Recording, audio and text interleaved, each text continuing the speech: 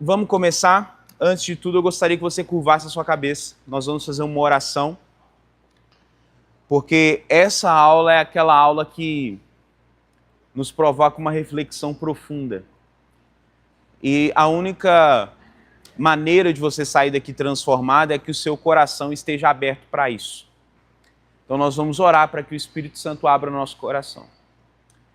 Jesus, essa manhã nós queremos pedir ao Senhor que abra o nosso entendimento, abra nosso coração, direciona-nos, ó Pai, para o centro do Teu querer e da Tua vontade.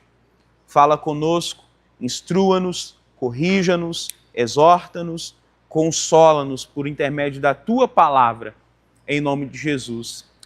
Amém. A título de introdução, eu não sei se você ficou sabendo, mas uma notícia que abalou aí ultimamente um meio gospel foi a queda do Philip Yancey. Alguém ouviu falar sobre isso? É um pastor e um escritor renomado. Eu tenho livros dele, inclusive Decepcionados com Deus talvez seja o melhor na minha opinião. E ele confessou um pecado de adultério, já que vinha cultivando há muitos anos. Por que eu quero começar com isso? Porque quando os grandes líderes caem, fica uma pergunta no nosso coração. Por que isso aconteceu? E eu quero começar provocando você, antes da gente começar a apontar algumas coisas. Por que vocês acham que essas quedas acontecem?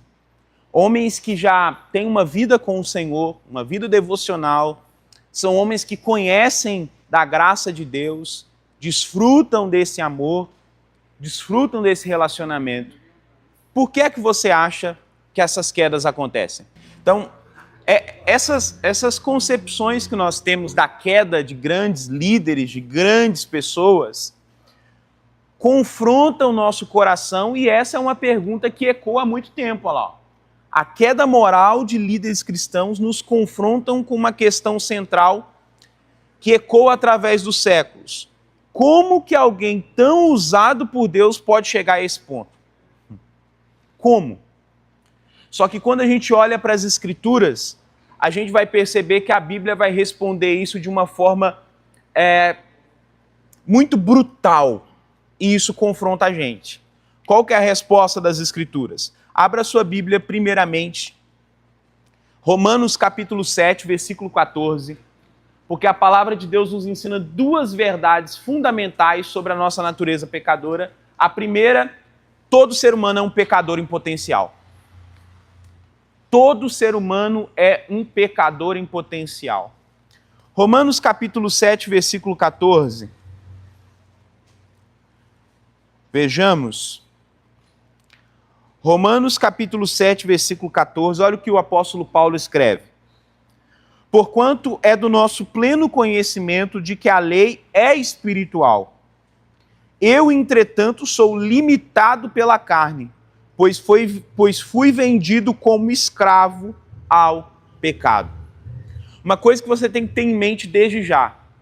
Todo e qualquer pecado que existe, a minha e a sua carne tem a capacidade de cometer. Todo. Então, todo ser humano, qualquer pessoa que está aqui dentro dessa igreja essa manhã, qualquer pessoa no mundo, é um pecador em potencial. Então, a Bíblia ela é brutal em nos ensinar essa verdade, porque a gente olha para essas questões de como os grandes líderes caem, e a Bíblia vem nos mostrar que a Bíblia faz questão de não esconder o fracasso dos seus protagonistas. Moisés não foi um homem perfeito, Davi não foi um homem perfeito, José não foi um homem perfeito, os discípulos não eram perfeitos. Só tem um perfeito, Jesus Cristo. Mas em relação a nós, nós somos pecadores em potencial. Segunda verdade, a queda é sempre uma possibilidade real. E isso você tem que ter em mente. A queda é uma possibilidade real. E qual que é o texto que a gente se utiliza para se basear? 1 Coríntios 10, 12. Aquele que pensa estar de pé, cuide para que não... Você percebe a nuance do texto? Ele não está afirmando que você está de pé. Ele está dizendo que você pensa estar de pé, que pode ser que no processo você já caiu e acha que está de pé ainda, mas a ideia do texto é, se você pensa que está de pé, cuide para que não caia. Então, a proposta da nossa aula essa manhã é a gente averiguar o nosso coração para ver o que é que pode ser uma potencial queda para nós. Sabe por quê? Em escala maior ou menor, todo mundo aqui está lidando com as suas tentações diárias. Em escala maior ou menor, todos estamos lidando aqui com as nossas fraquezas morais diárias. Ninguém aqui é um super-homem da fé. Existem coisas que lhe tentam mais, coisas que lhe tentam menos. Mas em escala maior, todo mundo lida com as suas tentações todos os dias. E você precisa entender isso urgentemente. Unção não elimina a vulnerabilidade. E o chamado de Deus não te torna imune ao pecado. Dá uma olhadinha rápida para esse irmão que está do seu lado e vê se tem alguma asa saindo. Vê se tem alguma auréola na cabeça. Significa que ninguém aqui é anjo. Amém ou não? Você pode ser extremamente usado por Deus, mas você ainda é humano. A unção não elimina a sua vulnerabilidade. O primeiro passo para a queda é achar que é imune a ela. O primeiro passo para a perdição é achar que nunca vai se perder. Você já reparou que todas as vezes que você pensa que sabe o caminho, isso acontece muito comigo. Porque todas as vezes que eu vou fazer uma viagem, a Anne sempre me faz uma pergunta e eu sempre dou a mesma resposta e o resultado é sempre o mesmo, Adriano. Ela pergunta, você sabe onde é? Eu falo, sei, lá para o meio do caminho a gente coloca o GPS. Quando eu decido colocar o GPS, eu já estou perdido. Por quê? O primeiro passo para você se perder é você achar que você não vai se perder. E eu gosto de um provérbio antigo que diz que a hora de pegar o mapa é antes de entrar na floresta. Então essa manhã o Senhor está nos entregando um mapa para que você não se perca em si mesmo. Porque todo mundo aqui está lidando com as suas tentações. Ou você não tem nenhuma tentação. Tem alguém aqui que não tem nada para que se preocupar? Vamos para a sua revista? A vida de Davi, página 12, a vida de Davi nos mostra que ninguém é perfeito. O homem segundo o coração de Deus também era repleto de falhas. E deixa eu te falar, talvez essa aula aqui vai ampliar as suas perspectivas sobre Davi. Porque hoje a gente não vai falar do Davi que matou o gigante, hoje a gente não vai falar do grande governante, hoje eu quero te mostrar o lado humano de Davi, que talvez se assemelhe ao seu. Primeiro ponto que a gente vai entender é que a queda nunca é um evento isolado. A queda nunca é um evento isolado. Ninguém cai do nada, ninguém erra do nada, ninguém se desvia do nada. Tudo é um processo. Antes do pecado visível, há sempre um cenário favorável que prepara o terreno.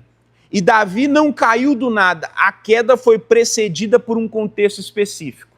Qual que era o contexto que Davi estava vivendo? Está ali, você pode acompanhar comigo. Primeiro contexto perigoso para a queda, o reinado de Davi estava consolidado.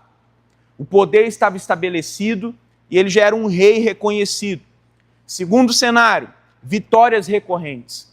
Davi era um exímio guerreiro. Terceiro cenário, prestígio, poder e conforto. É uma posição privilegiada e segura. Quarto cenário, Davi vivia um tempo bom, paz e estabilidade no seu reino. O perigo costuma morar nos dias tranquilos. Você já reparou que nós temos extrema facilidade para lidar com o dia mau? Você pode olhar e dizer, Luiz, não, mas no dia mau eu fico mal, eu desespero, eu choro, mas você ora. Sim ou não? Se tiver uma campanha de oração 11h59, você vem. No dia que o desemprego bate na porta, você procura consagração até, meu irmão, você vem na consagração, se tiver culto na segunda você vem, na terça você vem, na quarta você vem, na quinta você vem. Nós temos facilidade de lidar com o dia mau. O problema é quando o tempo é bom, quando a porta já abriu, quando o emprego estabiliza, quando as dívidas somem, quando as coisas fluem bem. Davi teve dificuldade de gerenciar os dias tranquilos. Ele já era um rei consolidado, vitórias recorrentes, reinado com prestígio, e o tempo era bom. Aí sabe o que ele fez? 2 Samuel, vamos lá, 2 Samuel capítulo 11, por gentileza. 2 Samuel capítulo 11.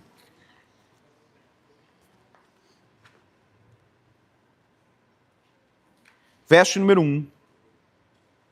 Diz assim: Na época da primavera, no tempo em que os reis costumavam sair para as batalhas, o rei Davi enviou Joabe, e com ele seus oficiais e todo o exército de Israel, e eles destruíram os amonitas, sitiaram Rabá. Entretanto, Davi permaneceu em Jerusalém. Sabe o que Davi fez no tempo bom? Ele se furtou da capacidade de sair para a guerra, porque ele tinha bons guerreiros. E agora ele acha que não é necessário mais ele sair para guerrear. E aí qual que é o problema? O problema é que nesses dias tranquilos, você é tentado por um pecado muito comum, que é o quê? Displicência. Displicência. Você relaxa. E a vigilância vai aonde? Para baixo. E aí eu preciso te alertar que o diabo não está esperando uma grande oportunidade para te apresentar uma proposta. São pequenas concessões que você faz que abrem brechas para grandes derrotas na sua vida. A vigilância baixa, a gente ora menos. Sim ou não? A gente fica mais tranquilo. Porque o tempo ruim tem uma boa fase, que é a fase que te aproxima de Deus. Eu nunca vi. Irmão, para você não orar nem precisando, significa que você tem um problema muito grave. Porque se precisando você não ora, imagine quando não precisar. Davi está sendo tentado pelos bons tempos, e aí ele fica displicente, ocioso. Na Idade Média, eles chamavam a ociosidade de a mãe de todos os vícios. O problema de Davi não foi ter ficado para descansar. O problema de Davi foi ter ficado ocioso no tempo do descanso. A ociosidade é um perigo. Então, meu querido, a primeira lição que você tem que extrair desta manhã é: ainda que o tempo seja bom, permaneça junto do Senhor. Não baixe a vigilância. Continue orando. A pergunta que eu quero fazer para você essa manhã: o que Deus se torna para você depois de te dar aquilo que você já quer? Se você só ora quando precisa que Deus te faça algo, significa que você está muito equivocado nos seus projetos. Se você só ora quando precisa que Deus faça alguma coisa, significa que você está muito equivocado. Davi estava sendo tentado. E aí você precisa redobrar a vigilância no dia bom, para que quando você não precisar lutar com os inimigos externos, você não perca para você mesmo. Quem foi o inimigo de Davi aqui? Foi Batseba? Não, foi ele mesmo. Um rei que estava acostumado a guerrear enormes batalhas, no dia que não precisou empunhar a espada, perdeu para o pior inimigo que você pode ter: você. O seu maior adversário não é o diabo. O seu maior adversário não é o diabo. Porque a Bíblia nos instrui: resistir ao diabo e ele... Vamos de novo? Resistir ao diabo e ele... O seu maior adversário não é o diabo, o seu maior adversário é você. E às vezes você pode ser o seu próprio diabo. Amém, irmão? Reaja para você, pelo menos, não achar que é com você. Vamos lá. O contexto era bom. O contexto era bom. mas Davi não vigiou. E aí nós vamos ir para os processos sistêmicos da queda. Quando tudo vai bem, você precisa redobrar a sua vigilância, porque os dias bons exigem discernimento espiritual, porque a prosperidade pode embaçar a nossa percepção espiritual e nos fazer relaxar na vigilância.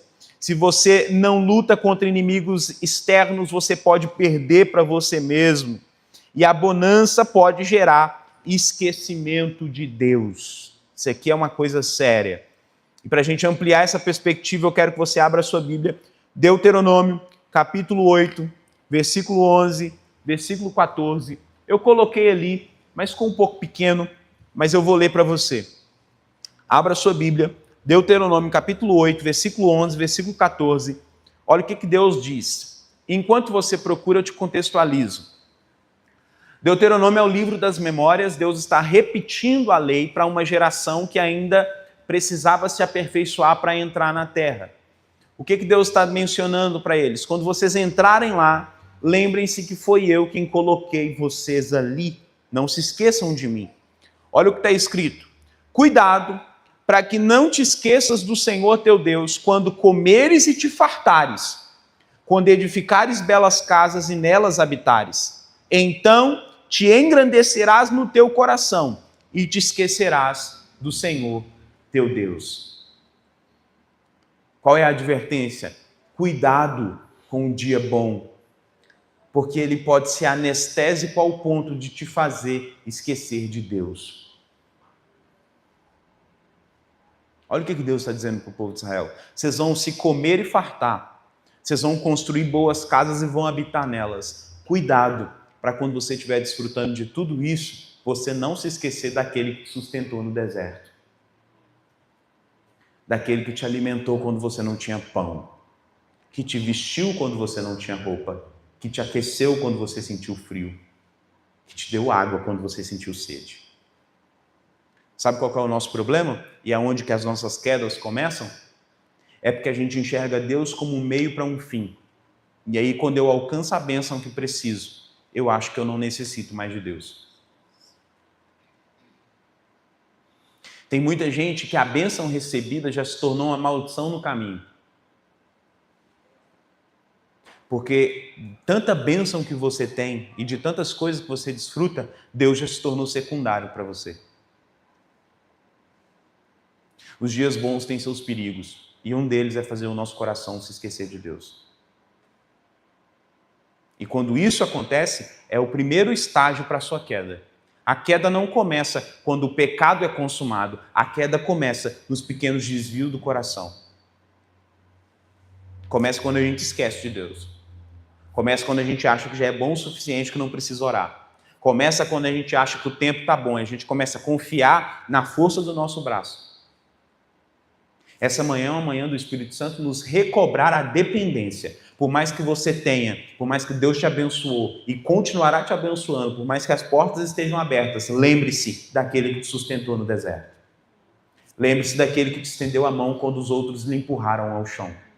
Lembre-se daquele que te vestiu quando você não tinha, que te alimentou quando você passou fome, que te deu água quando você sentiu sede.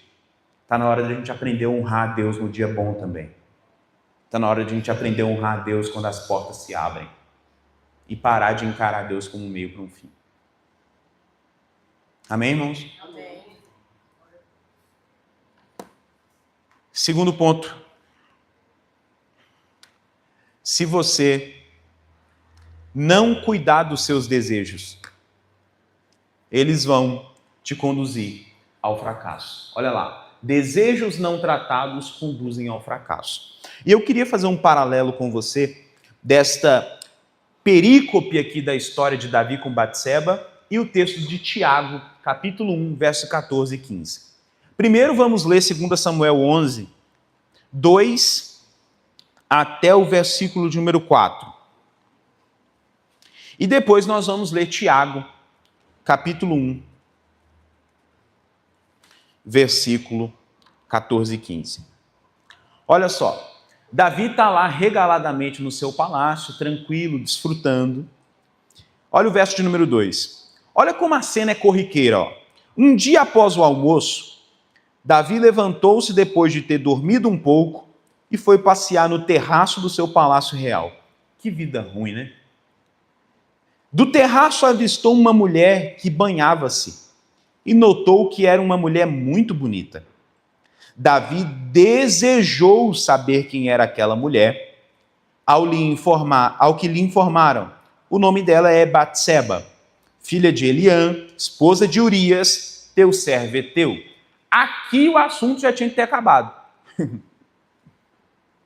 Aqui já tinha que ter acabado. Porém, então Davi mandou que a trouxessem para ele, teve relações com ela, que havia concluído o tradicional ciclo da purificação, e depois ela retornou para casa. Olha os versículos 2, 3 e 4. Agora vamos ver o que Tiago escreve sobre isso. Ó. Tiago, capítulo 1, versículo 14 e 15. Cada um, porém, é tentado pelo próprio mau desejo, sendo por esse iludido e arrastado. Em seguida, esse desejo, tendo concebido, faz nascer o pecado. E o pecado, após ter sido consumado, gera a morte. Qual que é o ciclo aqui? Visualizar, cobiçar e tomar para si. É a ação. Você tem que tomar cuidado com seus desejos.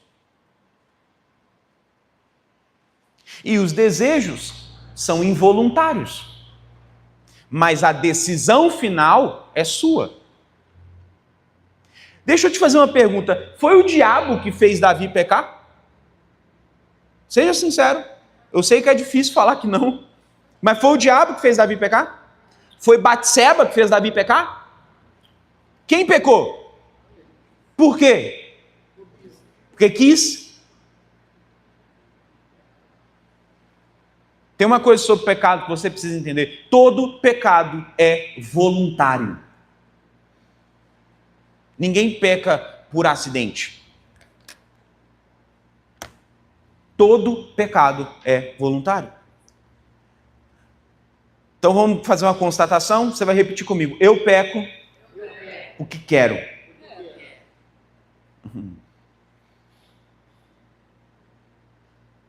Ah, mas o diabo me... Cada um é tentado e atraído pelo seu próprio mau desejo.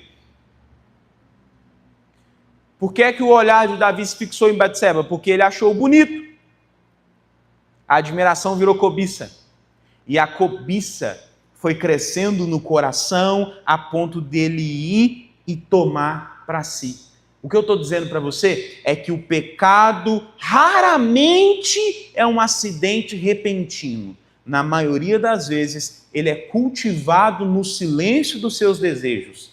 Dia após dia, o pensamento vai construindo uma teia pecaminosa até que te leve ao pecado. A grande pergunta para essa manhã é que os desejos, quais são os desejos não tratados que estão crescendo no meu e no seu coração?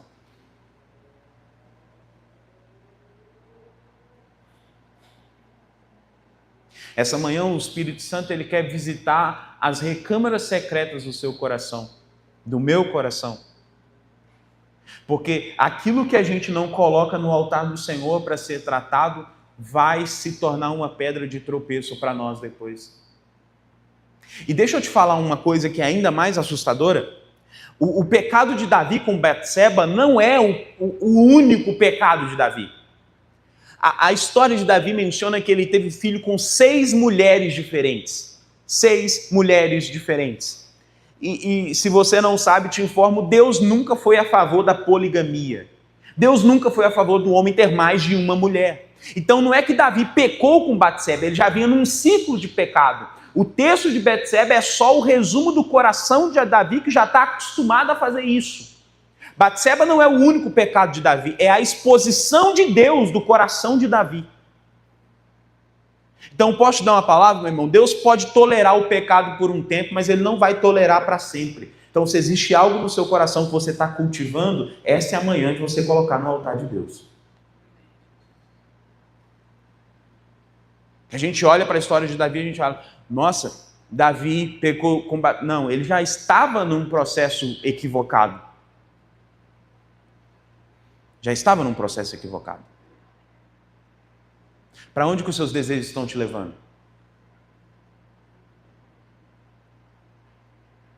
O desejo é involuntário, mas a decisão final é sua. Sabe o que a obra do Espírito Santo fez em nós? Nos deu a responsabilidade moral e o poder da decisão final. Quando a Bíblia diz que nós somos livres do poder do pecado, é que antes a única opção que tínhamos era o pecar. Hoje, nós, com a graça do Espírito Santo, podemos dizer não ao pecado. Então você tem um poder de decisão. Não importa a sua origem familiar, não importa o que seus pais fizeram, não importa a programação cerebral que te deram ao longo da infância e juventude, você tem a responsabilidade moral de dizer não. Se na sua família todo mundo fez, você pode dizer não. Se na sua casa todo mundo já fez, você pode dizer não, porque o poder de decisão é seu. Com a graça do Espírito Santo de Deus. Que o Senhor nos habilite a dizer não para os pecados. Amém ou não?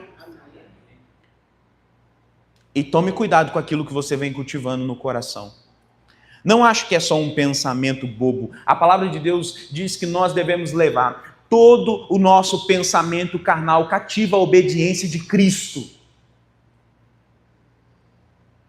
Porque tem pensamentos carnais que vêm na sua mente que você acha que é coisa normal e você vai cultivando isso. Não cultive, rejeite. Talvez seja por isso que Efésios 6 nos ensine a orar pelo capacete da salvação, é uma proteção mental. A sua mente é o campo de batalha. O pecado não começa nas suas mãos, não começa na prática, começa na intenção, no desejo. Ore para que o Senhor cure o seu coração e restaure a sua mente. Amém? Amém. Vamos avançando. Quanto tempo eu tenho? Hoje o tempo está bom comigo. Vamos lá. Davi foi vencido por 3 desejos. Primeiro desejo, o desejo de possuir Batseba. O segundo desejo, o desejo de controlar a narrativa. O terceiro desejo, o desejo de camuflar o pecado. E aqui que está o problema, olha. O pecado sempre vai exigir outro pecado para ser sustentado.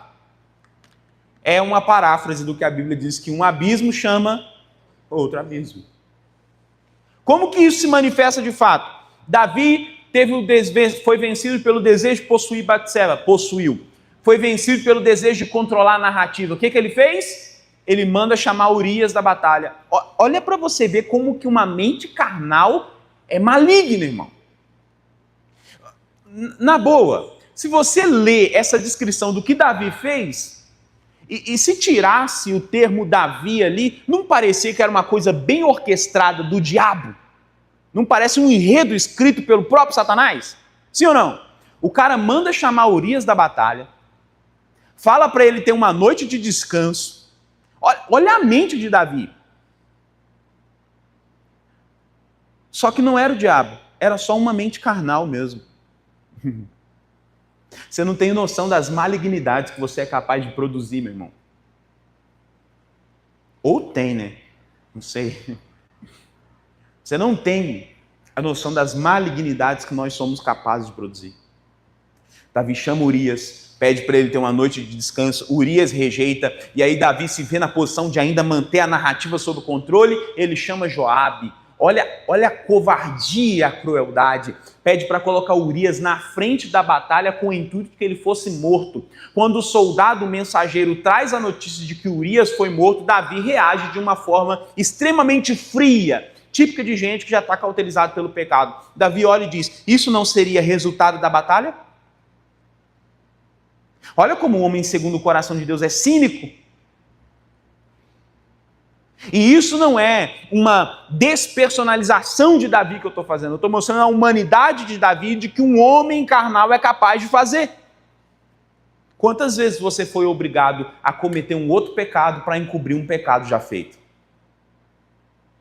Quantas vezes você mentiu? Quantas vezes você manipulou a narrativa ao seu favor? Porque existem pecados que aparentemente não são. Davi é rei. Ele pode conduzir os soldados para onde quiser, não é, Adriano?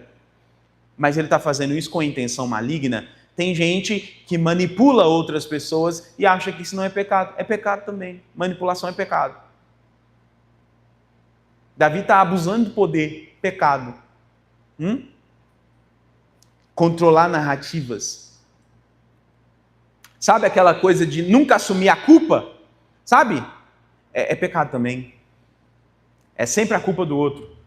E eu gravo sempre uma palavra que o pastor Wellington trouxe aqui: quem justifica não aprende. Quem lembra que ele disse isso aqui? Quem justifica não aprende. Meu irmão, se você errou, assume. Eu errei. E ponto. Todas as vezes que você tenta encobertar, o que você vai fazer é criar uma série de pecados para encobrir um pecado já feito. E isso se torna uma reação em cadeia. Desejo de controlar a narrativa e desejo de camuflar o pecado. O pastor Cote escreve dizendo que a fortaleza do diabo está naquilo que você esconde, aquilo que você não confessa se torna uma arma do diabo contra você.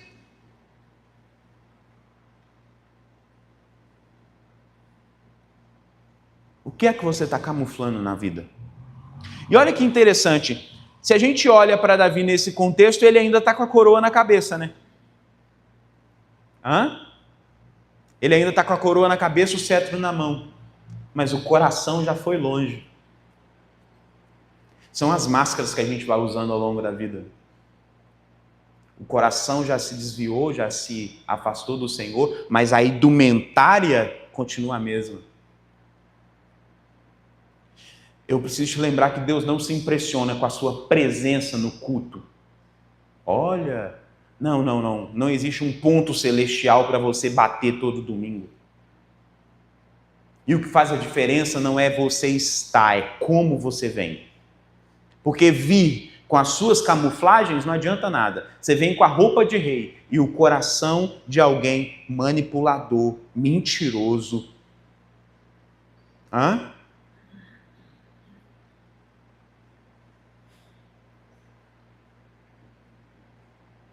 Uma hora Deus vai expor a situação. E sabe aquela frase? Deus não envergonha ninguém. Quem já ouviu isso? Quem já ouviu? Deus não envergonha. Meu irmão, eu acho que você está lendo a Bíblia errado. Porque todas as vezes que o nome do Senhor foi envergonhado, Deus envergonhou.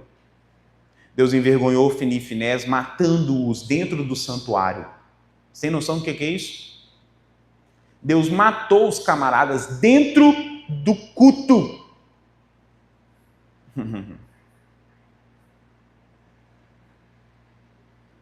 Deus chama Natã para colocar o dedo no nariz de Davi e confrontar o rei. Os profetas no Antigo Testamento eram profetas de confronto às autoridades. Não vá achando que Deus não é capaz de envergonhar você, porque Ele prefere te envergonhar do que te perder. Então, se eu fosse você, essa manhã a gente redobrava o nosso coração para Deus. E não pense que essa é uma palavra unilateral, meu irmão. Todo mundo aqui é nivelado por baixo. Existem coisas no coração da gente que Deus... Tem coisa que Deus tem te tratado há anos, sim ou não? Tem coisas que a gente... Porque o processo de santificação, ele é progressivo. Tem coisas que você já melhorou, mas tem coisas que não. Então, essa é a manhã de Deus, de você deixar Deus tratar você. Meu irmão, porque se você é um crente há mais de 5 anos, há mais de 10 anos, e você ainda tem aquelas coisas que você erra sempre, tem alguma coisa errada. De verdade, tem alguma coisa errada. Se você não melhorou, se você não teve progresso, tem alguma coisa errada. Porque eu creio que essa palavra aqui transforma. Você crê também? E se você está há 10 anos ouvindo a palavra, convivendo com a palavra e ela não te transformou, eu não creio que a palavra é mentirosa. Então talvez o mentiroso seja você. Só talvez.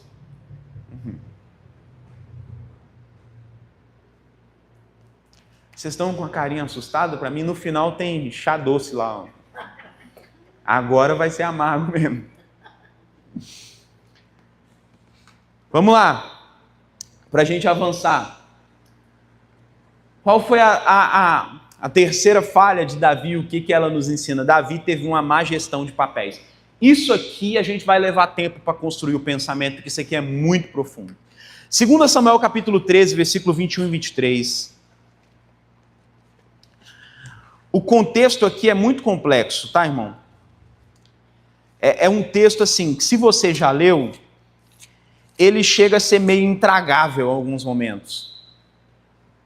Porque o contexto é que a casa de Davi virou uma bagunça. Aminon, que era um dos filhos de Davi, forçou a sua irmã Tamar. E aí, quando o caso chega até Davi, o que se espera é que Davi tome uma atitude como pai, sim ou não? Que ele repreenda Aminon. Sabe o que Davi fez? Nada. O que isso gerou? Uma revolta em Absalão. Então, houve um conflito interno na casa de Davi, porque ele não tinha uma boa gestão de papéis. E o que é gestão de papéis? Uma definição simples. A gestão de papéis se define por você ter uma conduta adequada no ambiente de atuação. É uma conduta adequada no ambiente de atuação. Um exemplo, a partir do momento que eu sair dali e pôr o pé na rua, eu sou o quê? Pedestre. Sim ou não? Concorda comigo? E se eu atravessar sem olhar, o que acontece? Isso aí. Se você entra no carro, você pode ser passageiro ou motorista. E você percebe que os papéis são diferentes? Gestão de papéis. Em casa, eu sou marido. Está conseguindo entender? Em casa, alguns são pais, mães, tios e assim vai. Gestão de papéis. Davi agiu como rei quando deveria agir como pai. Por que ele agiu como rei? Porque ele foi diplomata. Ele colocou panos quentes na situação. Ele não repreendeu Amnon.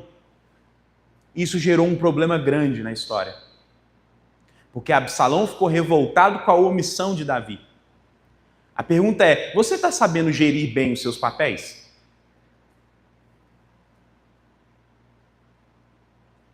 Você está sabendo gerir bem os seus papéis? A hora que você tem que agir como tem que ser, você tem agido?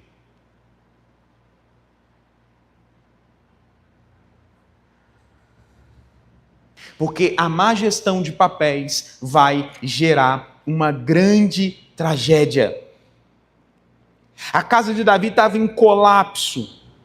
E aí, o que acontece? A tragédia foi pior porque, pela omissão de Davi em agir como um diplomata, como um rei que coloca panos quentes na situação, ele se tornou um permissivo moral. Cara, aconteceu um caso tenebroso dentro da casa dele e ele não corrigiu. Você não pode ser um permissivo moral. Se está errado, você tem que apontar e denunciar. Quem concorda comigo diz amém? Amém. E aí eu coloquei na sua lição, olha, página 14. Mulher, não seja conivente com os erros do seu marido. Homem, não seja passivo diante do pecado da sua mulher e filhos. Porque o que é o casamento senão um instrumento de santificação? Deus te colocou do lado dessa pessoa para que ambos possam santificar-se um ao outro.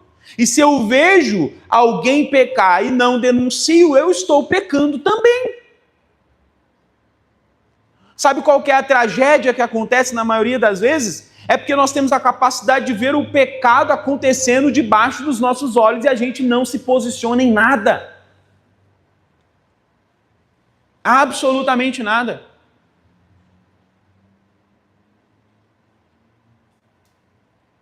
Você, homem, precisa ouvir as orientações da sua esposa, segundo a direção de Deus. Você, mulher, precisa ouvir as direções do seu marido, segundo a direção de Deus. Porque o casamento é instrumento de santificação. Sim ou não? Nós não podemos ser permissivos morais. Se está errado, temos que corrigir. Se está falhando, temos que acertar. E Davi se tornou omisso. E a permissividade moral é a porta para a degradação familiar.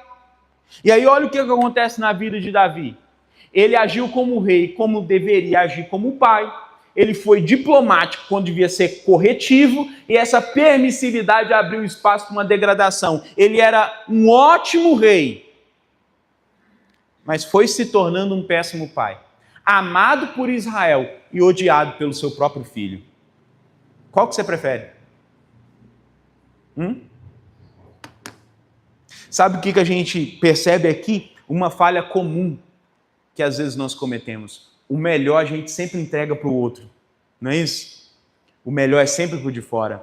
Davi era um ótimo rei, mas era odiado dentro de casa. Meu irmão, se você é uma ótima pessoa da porta para dentro, mas na hora que fecha a porta da sua casa, as relações são conflituosas, você está no caminho da tragédia. O melhor é sempre para o outro, é impressionante. O meu melhor humor é para o outro que eu não conheço. Eu sou extremamente gentil com as pessoas do meu trabalho, uma topeira dentro da minha casa. Eu sou extremamente compreensivo com todo mundo, mas eu não consigo compreender ninguém que convive comigo. E isso está errado.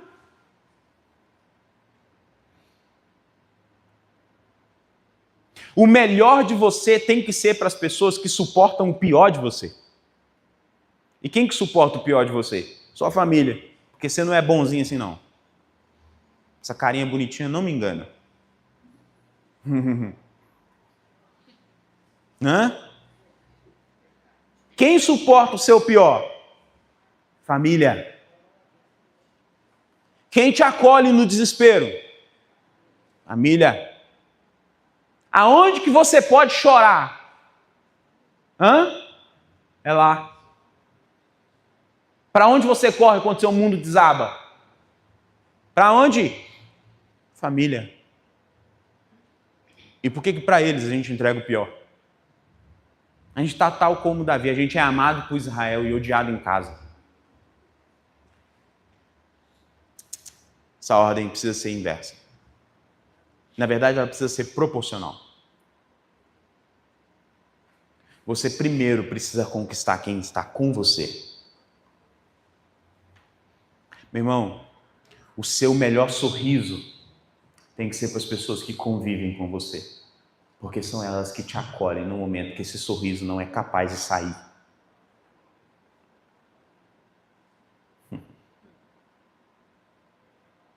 Quem está comigo diz amém? Amém. Quem é amém? Xoxo? Tá pesado, irmão? Não é pesado, porque todo mundo é Estamos pensando. Seu melhor humor tem que ser para as pessoas que suportam o seu pior.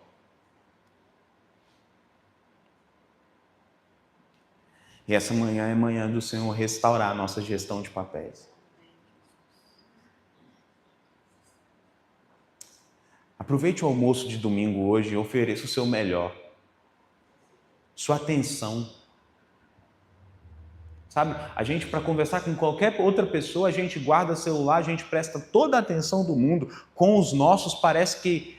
Sabe por que isso acontece? É porque tem uma coisa, a intimidade costuma roubar a honra. A intimidade costuma roubar a honra. Deixa eu te dar um exemplo. Para os homens aqui vão entender bem. Como foi o seu primeiro dia na casa do sogro? Você foi extremamente polido, né? Você não sabia nem onde sentava. Pedia licença para tudo, é senhor para cá, senhora para lá, não sei o quê, não sei o quê. Como que é hoje? As irmãs já estão denunciando vocês, não precisa ficar com essa carinha de paisagem, não, que as irmãs já estão tudo rindo aqui. Como que é hoje? Você chega e senta. Você já sabe onde que ficam os copos. Você manda quase lá. A intimidade costuma roubar a honra. Porque de tão próximo a gente acha que não devia mais honrar. E isso não acontece só com as pessoas, também acontece com Deus. A intimidade costuma roubar a honra. Porque você se acha tão próximo, você faz tanto, que você acha que você pode lidar com Deus da sua maneira. Meu irmão, A intimidade não pode roubar a nossa honra. Quanto mais íntimo, maior a honra. Então a pessoa que você tem que honrar, que você mais tem que honrar depois de Deus, é sua esposa, seu marido, sua família. O melhor é para eles. Outro exemplo, agora para as irmãs aqui, para os irmãos aqui, agora para as irmãs. Imagina aquela toalha branca, mas branca como a neve. E você me chamou para um almoço. Isso é uma profecia? Será? Não sei. Você me chama para um almoço, serve para mim aquele suco de uva integral, que é coisa fina, geladinho.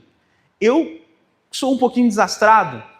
Tu derramo o copo na sua toalha branquinha. O que você vai fazer? Vai me xingar? Não, sério mesmo, você vai me xingar? Você vai falar, não, mas o que é isso? É absurdo, um menino desse tamanho. Você vai fazer isso comigo? Mas a minha toalha...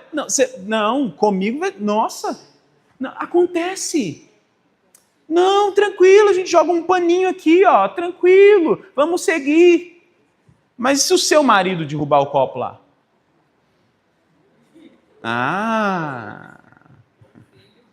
Ou um filho. É por isso que eu não ponho toalha na mesa.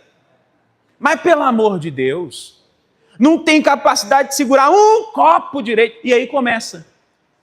Por que para mim que você nem conhece direito, você tem todo esse milindre para falar? É porque a intimidade está roubando a honra. E você está entendendo que eu não estou falando de suco na mesa e de sogro na casa do genro. As coisas vão se tornando mais amplas. Não deixe que a intimidade roube a honra. Porque se você começar a falhar na sua gestão de papéis, você vai gerar uma tragédia. Lembra daquela historinha que todo mundo conta? Que a criança chegou no final do culto para o pastor e falou, pastor, eu queria morar na igreja, porque na igreja meu pai é uma bênção. Que triste deve ser isso, né? Não, querido. Que você seja uma bênção aonde você for. E que as falhas de Davi nos ensinem que a gente precisa ter uma boa gestão. Sabe o que mais me dói na história de Absalão? É que a única coisa que ele queria que o pai fizesse era que ele corrigisse.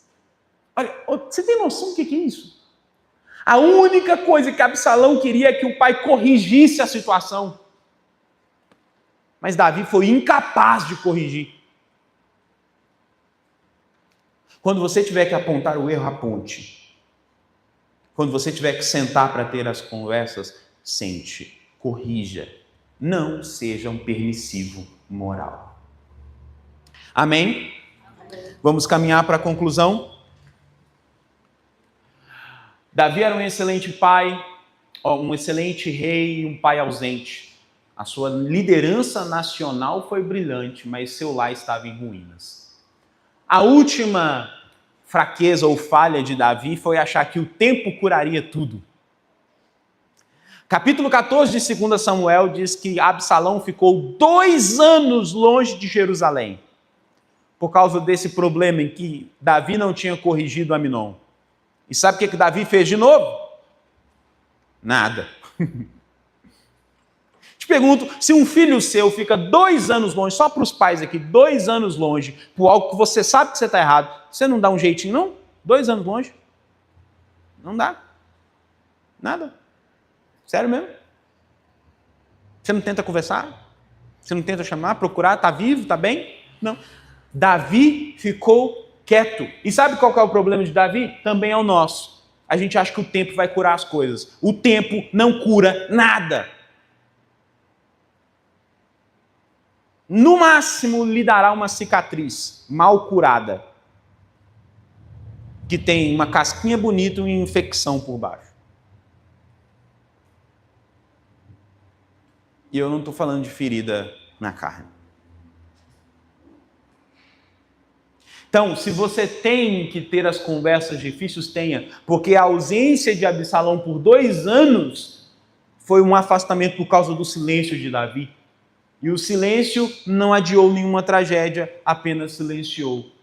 A cura exige confronto, arrependimento e ressignificação. Só assim que a cura acontece. Então, posso te dar um conselho? Tenha conversas difíceis.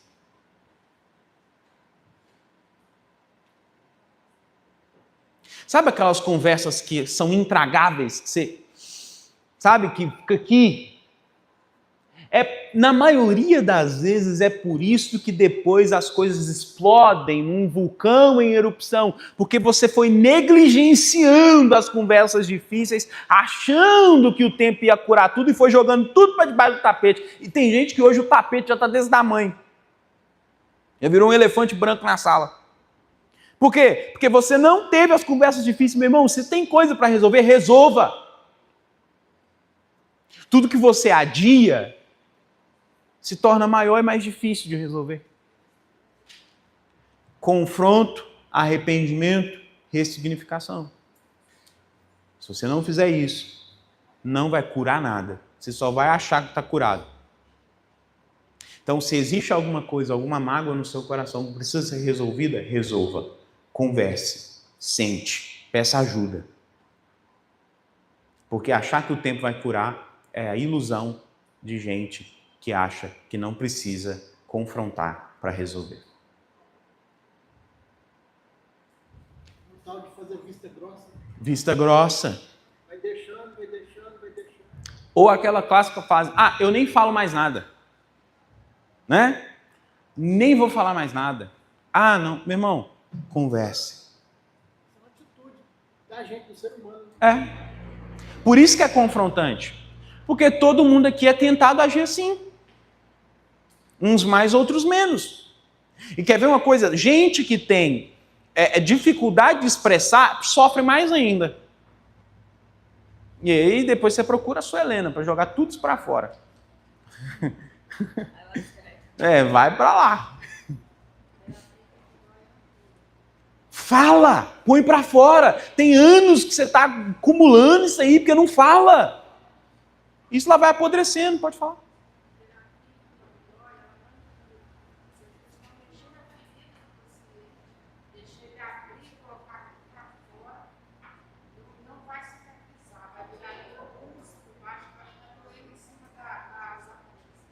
Mas aí que tá, as pessoas não querem tocar nas situações delicadas da vida.